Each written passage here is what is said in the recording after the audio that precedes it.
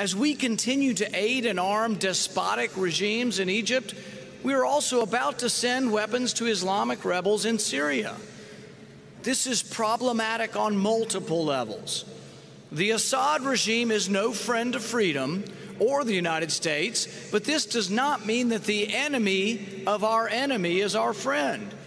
There are currently 17 different rebel groups in Syria, including the largest group, al-Nusra. Al-Nusra fighters are radical, anti-American jihadists, and they're affiliated with al-Qaeda. But your politicians in Washington are eager to send weapons. They promise, oh, these weapons won't get into the hands of the enemy. I don't believe it. Does anyone believe that? How can we ask our brave young men and women to fight against al-Qaeda in some countries and with al-Qaeda in other countries?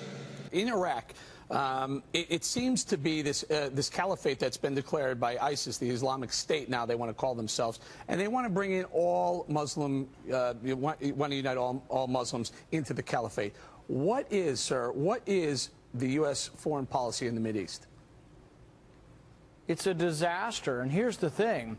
We've been funding people who are allied with ISIS. ISIS is stronger because we've been funding Islamic rebels in Syria. There's also people coming from Libya as well. Libya is basically a jihadist wonderland. Syria is becoming a jihadist wonderland.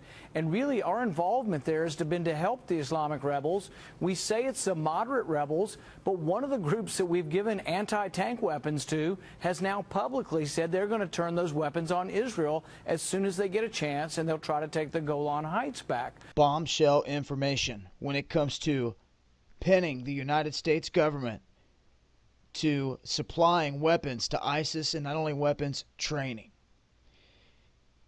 It is now coming to light that in 2012 in Jordan, but the fact of the matter is this, the United States has been busted training ISIS primarily on anti-tank weaponry.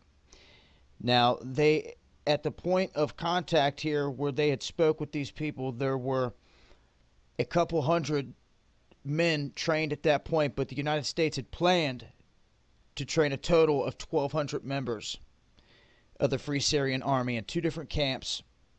This Saudi Arabia regime is arming ISIS, and they are the driving force in supporting this al-Qaeda-linked group.